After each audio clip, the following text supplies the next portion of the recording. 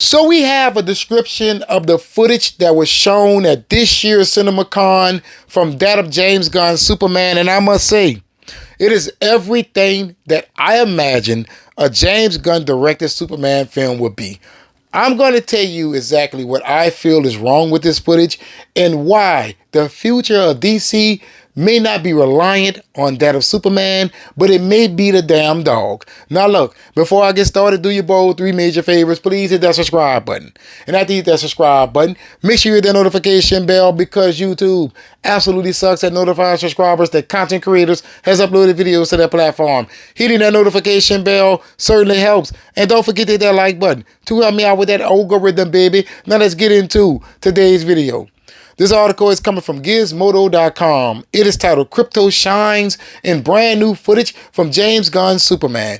How did you watch any footage from a Superman movie and you come out of there and you're talking about Krypto and not Superman?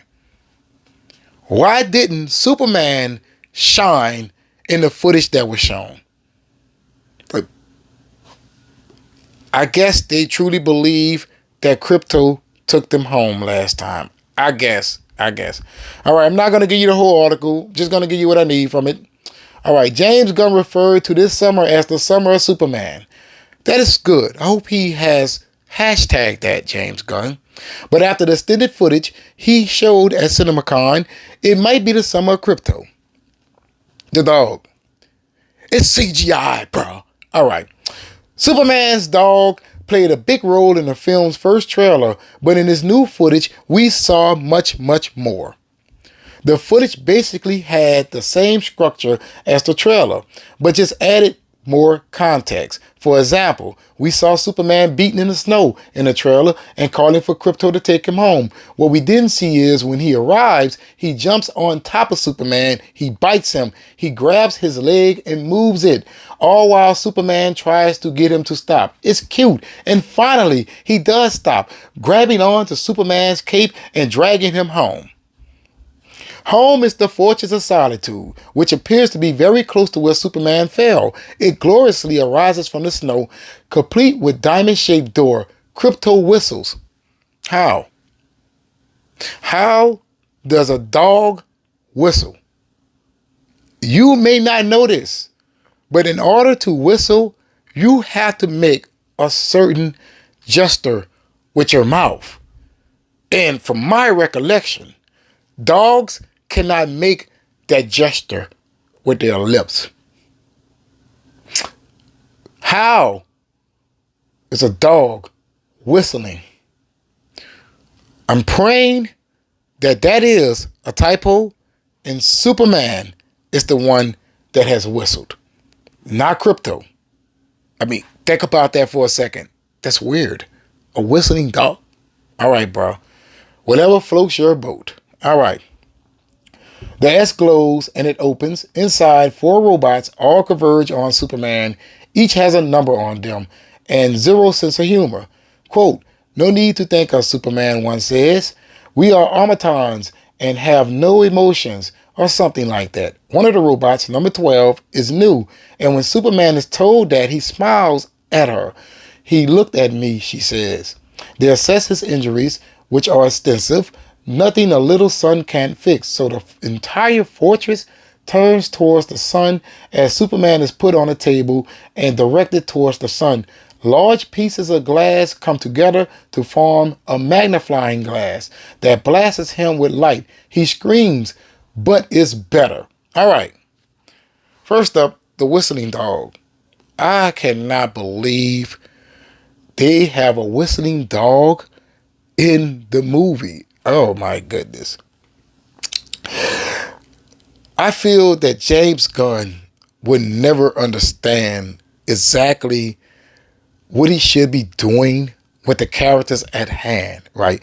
If you're going to have Krypto in this movie, just make him a dog. Yeah, you can see, well, he's not going to talk. We don't know that yet. We do not know that yet. I believe that Krypto and Ace are going to have a full-blown conversation sooner or later. Maybe that's the after credit scene. Think about that. A live action Super Pets. That seems to be what we're getting from this James Gunn Superman. All right, and secondly, you said that Superman was injured, so somebody beat him up, right? They didn't bother to pursue him. He's injured. If they beat him half to death like that, what made them give it up?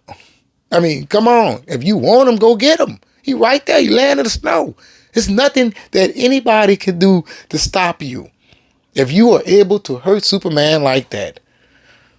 And thirdly, the sun was already out that day. Why does he need to go to the Fortress of Solitude to regenerate? Now, listen, I understood it in the reign of Superman, right, or Superman. I understood it, right? Because Superman basically was stabbed in the chest by Doomsday. He was deprived of sunlight for quite some time, so he needed to go into this chamber with direct sunlight on him so he can heal better, right? That was a near-death experience. But why can't this Superman fly into space and regenerate and get his ass back to the fight that sidelined him? Because that villain could be loose. That villain could be evil. We don't know. We do not know. Yeah, I understand we have not watched the movie yet. We have not watched the movie. But coming from someone who has watched many movies, I see a flaw in that writing. Already, I haven't even watched it. I see a flaw in that writing. If he fell out the sky to make it towards the Fortress of Solitude, why the hell couldn't he just fly up and get him some sunlight? Why? What's the machine going to do better than natural sunlight that he can gather from space?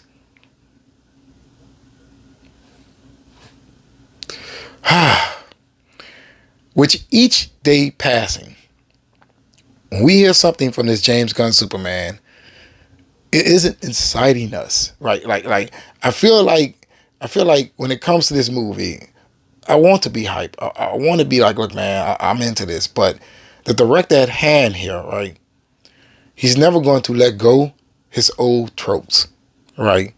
See, people love this guy. They love him. But I see right through him. I can literally give you a description of a scene and break down the problem with it. Well, DC better hope that Minecraft opening nearly $100 million or plus can help them out. Because as it stands right now, they're going to have to attract the kids for this movie. Because grown men like me, we're going to pick this thing apart, especially if it's as dumb as this scene sounds.